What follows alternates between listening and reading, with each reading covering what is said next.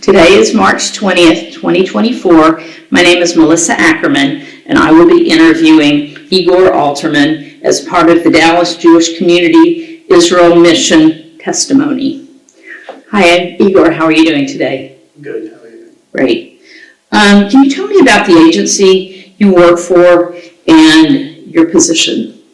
I'm the president and CEO at the Jewish Federation of Greater Dallas. And when were you last in Israel? I returned from Israel on February 14th, which is probably, 2-3 weeks ago. Mm-hmm. And how many times have you been to Israel in the past? I lived in Israel, and then I've been countless times, so I would imagine at least 15-20 times. Mm-hmm. How did you decide to take a group at this particular time? Well, as a president of the Jewish Federation of Greater Dallas, I feel like it's our responsibility to be able to provide an opportunity for our community to show solidarity with the people of Israel, especially given the circumstances. So it was a no-brainer for us that we have to organize a solidarity mission and do it as in the most effective and influential way. And how many people ended up going on the trip?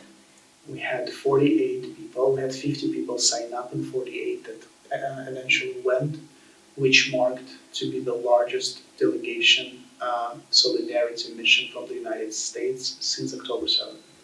And how were you received with the Israelis when you were there? With open arms, truly. Mm-hmm. And what were some of the most meaningful things you experienced while you were there on this particular trip?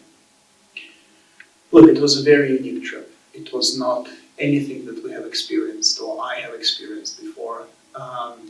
I think that what was most inspiring probably was the resilience of the people that we've met, and we've been greeted with open arms and full embrace by the Israelis. There was a concern on my end that we will be perceived as another tourist group that is there to be entertained, and that was not the case at all. There was sincere gratitude and appreciation of us being there. Can you tell me some of the things that you took the group to experience? Well, the Solidarity mission was relatively short. We did everything within 4 days, and each day was thematically dedicated to a certain area of interest. So on the first day, we started in the evening by the walls of the old city, by the Western Wall, as a symbol of the resilience and commitment of Jewish people between the ages, and anchoring it felt right by the Western Wall. So day 2 was fully dedicated to the Western Negev and the kibbutzim, the communities that were attacked on October 7th.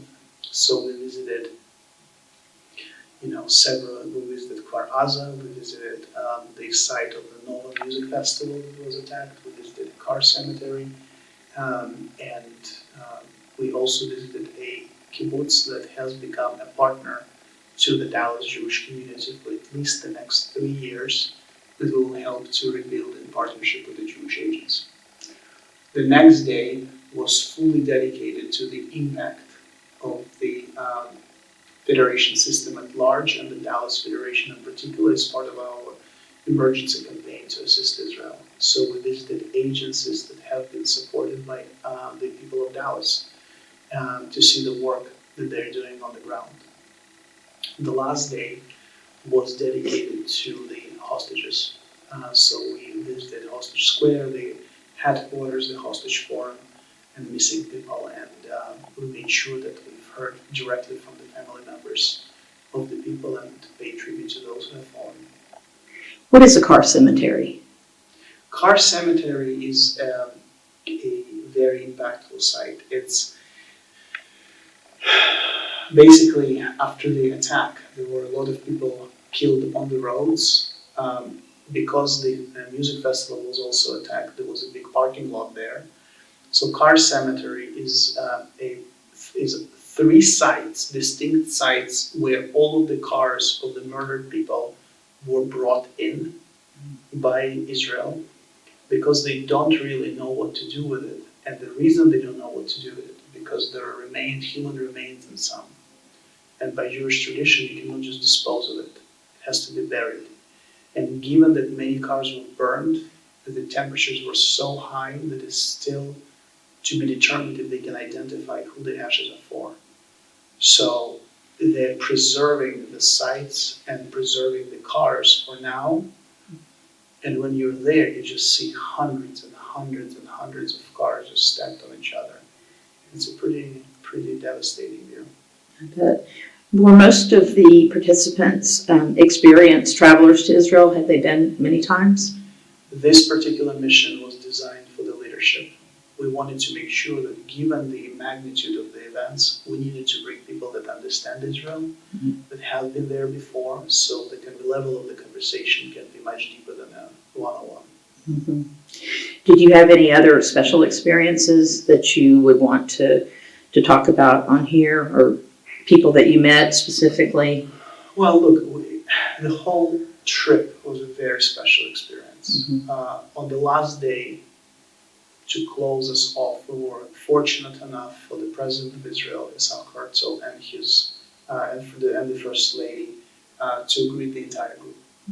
So they welcomed us at their residence in Jerusalem, and they were very generous with their time and very inquisitive about the situation that is evolving in the United States as it relates to anti-Semitism. So it was a meaningful conversation. It was not just a check mark for we met a celebrity. We truly met a partner, and it was definitely appreciated by the community. Mm-hmm. What would you want people to know about what you experienced? Well, several things, I think. It's wonderful that we were able to go on a mission, but what's really important is for us to come back and tell the story. We have scheduled several town halls across Dallas to make sure that the story is told. And what we are sharing with people is that, first, we can be active in combating astronomical levels of anti-Semitism that followed October 7th. I think it's very important for people to realize that Hamas or Iran through its proxies did not start a war on October 7th on Israel. They started a war on Jewish people. Jewish people living in Israel and Jewish people living in Dallas. We have seen tremendous effects, both psychological and otherwise, of this war in our community.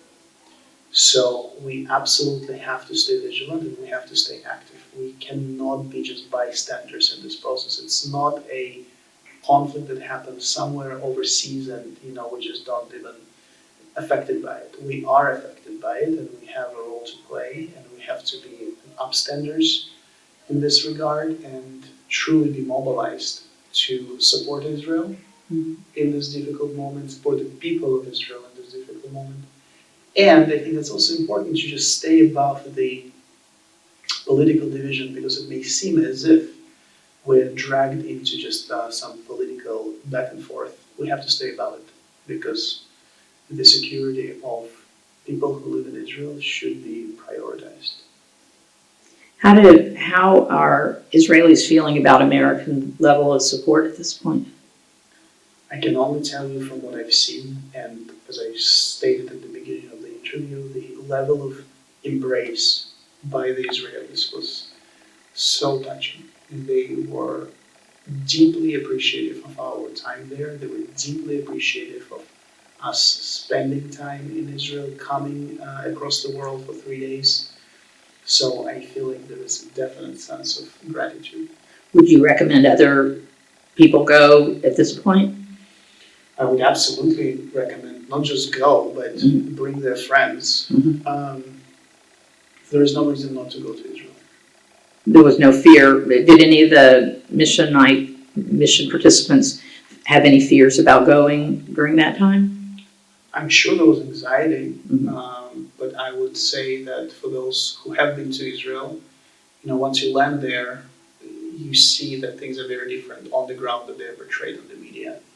And I felt I've always felt safe. I feel safer in Israel than I feel in most American cities. And I would say that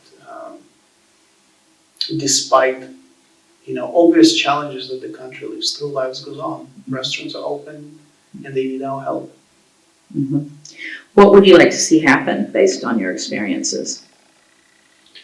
I would love to see the gap between the Israeli community and the diaspora community to be significantly shortened. I think we have gotten to a place in the past several decades, or maybe a decade and a half, where Israel became a wonderful, self-sustained, independent, strong country, and predominantly American Jewish community was further and further removing itself from Israel. The bonds were kind of not necessarily breaking, but loosening. And I think the events of October 7th showed us that we are one peoplehood and we have to stay strong. So I think connection between Israel and American Jewry, North American Jewry outside of the North America I would hope will strengthen. And of course, we pray for the security and peace of Israel at large. Are there any other things you'd like to talk about while we have this going on? No, I truly hope we will never have to do a solidarity mission again. I only hope we will bring people to Israel for good reasons, and it is my hope that it will happen very soon. Thank you so much, Igor. I really appreciate you talking to me today. Thank you.